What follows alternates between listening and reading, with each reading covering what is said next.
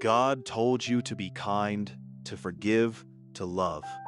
But there are 5 things He never meant for you to share. Not with friends, not with family, not even with the people you trust most. Because some truths are sacred, and the moment you speak them, you invite spiritual warfare. Let's talk about what God said you should never tell anyone. Number 1, never tell anyone your next move. When God gives you a vision, it's not for public discussion, it's for private preparation. Joseph learned this the hard way. The moment he shared his dream, his own brothers turned against him. Not because he did anything wrong, but because his calling exposed their comfort. Some people will celebrate you until your destiny starts convicting their stagnation. And that's why God sometimes hides your plans, not to punish you, but to protect you. When you speak too soon, you invite opinions, doubt, and spiritual interference. Every word you speak has power, and the wrong ears can twist what God whispered. The enemy listens for clues. He studies patterns. He looks for open doors, and your words can become one. That's why the Bible says in Proverbs 29:11, "A fool vents all his feelings, but a wise man holds them back." Some visions grow best in silence. Some blessings are safest in secrecy. You don't need validation for what God already confirmed. When the time is right, your fruit will speak for itself. So don't announce, prepare, don't explain, obey. Move quietly, pray deeply, and let your results preach louder than your words.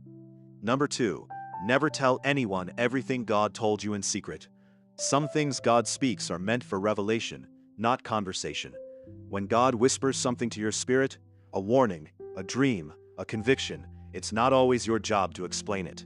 Because some people will mock what they don't understand. Others will twist it, question it, or plant doubt where God planted faith. Think of Mary. When the angel told her she would carry the Son of God, she didn't run to prove it. She kept all these things and pondered them in her heart. Luke 2:19. Why? Because revelation loses its purity when exposed to the wrong atmosphere.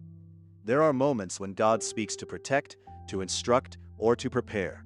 And if you release it too early, you invite voices that were never meant to influence your obedience. Some divine instructions are like seeds. If you dig them up too soon, they'll never grow. So guard what God whispers. Not every word is meant for the public. Some are meant for your altar, not your audience. Remember, revelation is sacred currency. Spend it only where there's discernment. Number 3, never tell anyone your good deeds or sacrifices. In a world obsessed with showing everything, God still values what's done in secret. Matthew 6:3 says, "But when you give to the needy, do not let your left hand know what your right hand is doing." Because when you seek attention for what should honor God, the reward shifts from heaven's approval to human applause. Some people do the right thing, but lose the blessing because they want it to be seen. They post it, mention it, or slip it into conversations, hoping someone will notice. But God doesn't need you to prove your goodness. He's already seen it. When you brag about your obedience, you make the sacrifice about you, not Him. And the moment you trade sincerity for recognition, you also trade reward for reputation. That's why Jesus said, "Your Father, who sees what is done in secret, will reward you openly." Matthew 6:4. Some of your greatest victories will never be public. Your tears, your fasting, your giving, they may go unseen by people, but they echo loudly in heaven. So give silently, pray privately, love humbly, because when you keep your sacrifices hidden, God makes sure your results can't be ignored. Number 4, never tell anyone your weaknesses. While you're still healing, there's a difference between a testimony and a wound.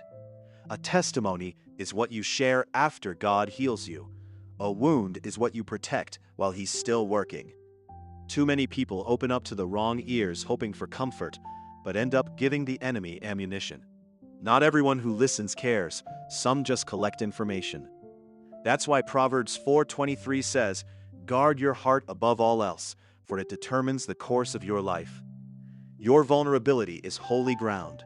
Not everyone is meant to stand on it. Even Jesus didn't reveal everything to everyone. He had the crowds, the disciples, and then the inner circle.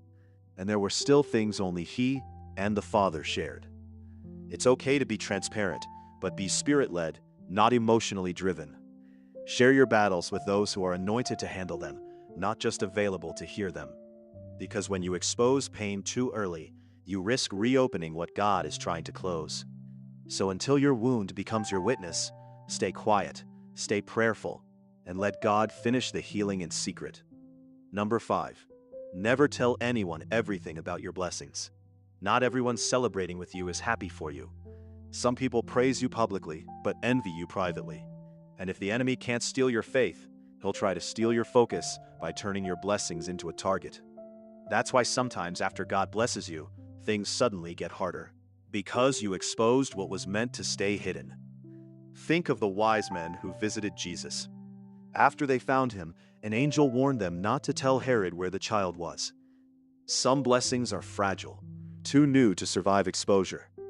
God's favor is like fresh oil. It must be covered until it's ready to pour. When you tell the wrong people what God gave you, jealousy, doubt, and curses can follow. That's not superstition. That's spiritual wisdom. Celebrate in gratitude, not in public display. Thank God quietly before you tell the world loudly. Let your peace be the proof that you're blessed, not your posts or your praise reports. Because true favor doesn't need an announcement. It reveals itself in time. Every secret God asks you to guard isn't about silence. It's about stewardship. Your dreams, your revelations, your sacrifices, your healing, your blessings, they're all sacred assignments. And when you learn to protect what's holy, you create space for God to multiply it. Because the enemy can't attack what he doesn't know about, and people can't curse what they can't see. So guard your words like you guard your heart. Move quietly, love deeply, and let your life speak louder than your lips. The truth is, God's not trying to hide things from you. He's teaching you how to protect what's for you. Because when you learn to move in silence, He starts to speak louder in your spirit. So before you share your next dream, blessing, or breakthrough, ask yourself, is this for people's ears or for God's glory? If this message spoke to you, make sure you subscribe.